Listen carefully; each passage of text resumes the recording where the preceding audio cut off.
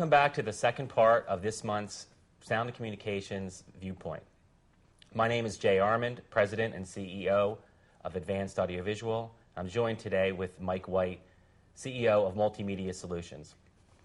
Well, Mike, it's been a typical crazy 2 weeks since we last spoke, but I think we ought to pick up where we promised the folks that we were, which is going to be the raging debate, at least raging in my company and other CEOs that I've talked to in our position, is how do we deal with this challenge? How are we going to face this challenge? How are we going to bring in the resources that are necessary to do this? Is it the best course of action is to hire an AV guy and teach him IT skills, take one of our existing AV guys and teach him IT skills, or bring in an IT person and teach them AV? I have some definite opinions on this, and I'd like to hear what your thoughts are. Well, Jay, it can be argued both ways. And I think that we might be arguing both ways.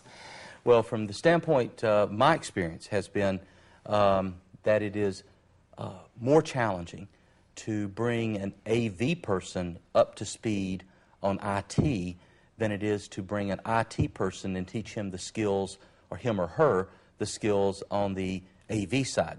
So my personal experience is that I pursue and have invested in IT professionals and brought them up to speed on AV. Has that been where you've gone? I mean, well, you've got great people like Chris and such. I'd have to say that I couldn't agree with you more. I think that's the way. You could certainly argue it the other way, and we've had those arguments. That there's, as we previously discussed in the part one of this taping, that it's harder to get AV knowledge. But what we've experienced is that IT knowledge and that that mindset and that skill set and those what it takes, the vernacular in that industry is so specific to that industry that it's so difficult to teach our regular technicians. And they're great guys. I mean, yes. they know what they're doing. Yes. As I always say, they know which end of the soldering iron gets hot. But when it comes time to talk IT, they just clam up. Absolutely. It's a challenge that we've got to address. Otherwise, it's going to have a significant financial impact on you and me and everybody in the AV industry.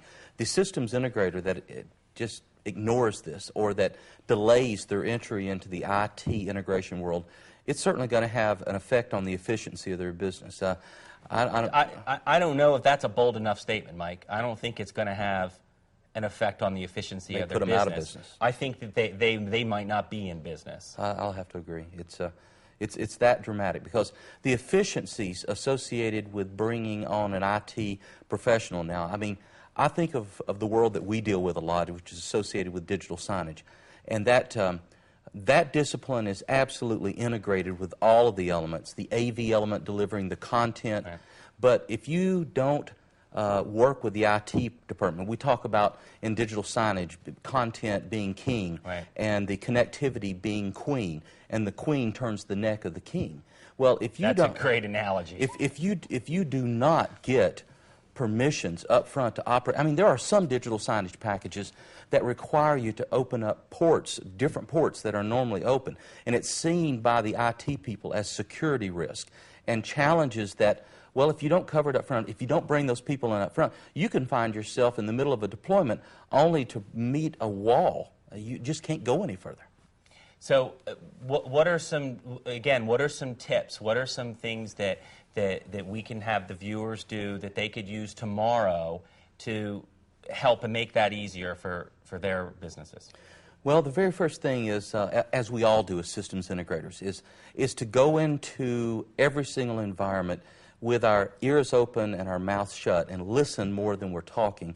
And as a result of that, listen and get the feel of the land, and then aggressively on your next meeting, even on your first meeting, encourage them to bring in the IT people associated with it. They may not see the need, but you know the need is there. Yeah, oftentimes, we go into meetings and the IT folks aren't even there, and they don't. The customers don't recognize the fact that they need to have their IT team as a part of this implementation. Absolutely. I mean, it's not just digital signage. I mean, it's all of these things. I mean, it's video teleconferencing, it's video streaming applications, it's command and control. I mean, let's talk about the efficiency. Would you say that those are the three biggest applications for IT AV? Right now, I think those play a more dominant role.